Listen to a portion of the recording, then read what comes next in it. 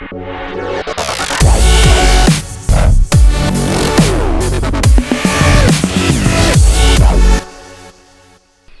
folks, Tim Newman with Softlight Studios coming to you once again from Columbus, Ohio. Tonight we got something that's short and sweet. It's a little something to keep you occupied while you're on lockdown, something new to learn, and it's a Photoshop quick tip all about some power shortcut keys for the clone stamp tool. Check it out. If you've spent any amount of time working with the clone stamp tool over here, which we can get to via the S key, and that's the icon we want to make sure is active, then you may have come across the clone source panel in your travels around with this tool. Now, your clone source panel may not show up here. It may show up separated over here in the interface. It could potentially be docked somewhere else in another panel group. Heck, it could even be totally turned off altogether, in which case you'd come up here and do Window, Clone Source, and that would make it reappear.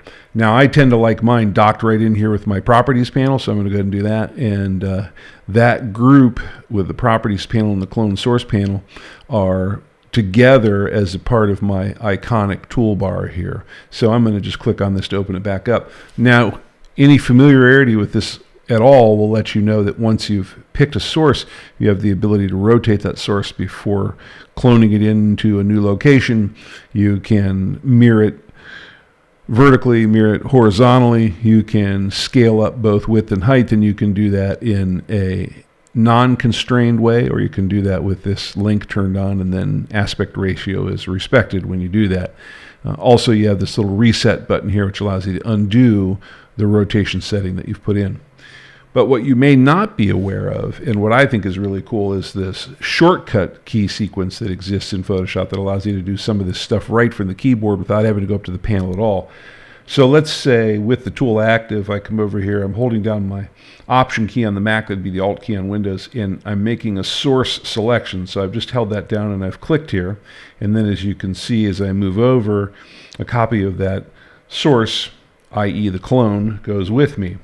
Now, on the Mac, if I hold down the Option key and the Shift key, that's the Alt key and the Shift key on Windows, I can then use the greater than and less than symbols to rotate this. So I am using the greater than symbol, and you can see as I'm using that greater than symbol, I'm also rotating that to the right. And if you look up in the Clone Source panel, where you see the angle icon, you'll see that I added in 12 degrees of rotation. So I could put this clone right here and say, you know, I'd like this pepper drawn out at this angle there. And so now I have another pepper that's over here and it's rotated out a little bit. Now, if I wanted to do that on the other side, I could use the exact same keystroke combinations, that Option Shift on the Mac or that Alt Shift on Windows, and then the less than key. But I'd have to go twice as far because I'd have to undo that 12 degrees and then add the other 12 degrees, the minus 12 degrees in. But I could just come up here and reset that transform.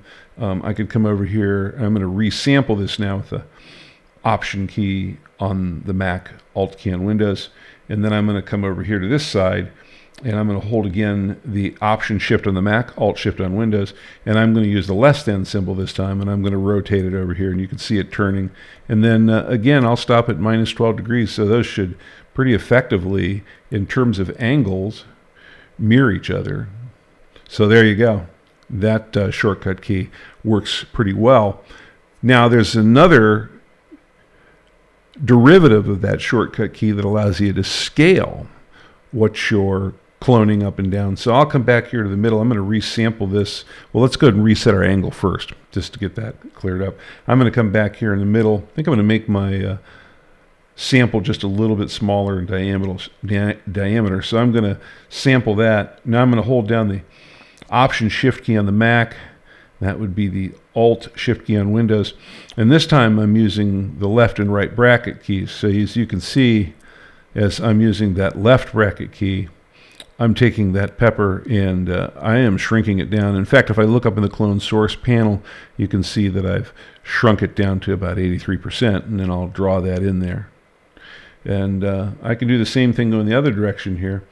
I come over here and copy it on this side. Now I got to leave myself a little room because I'm going to run into that pepper up there.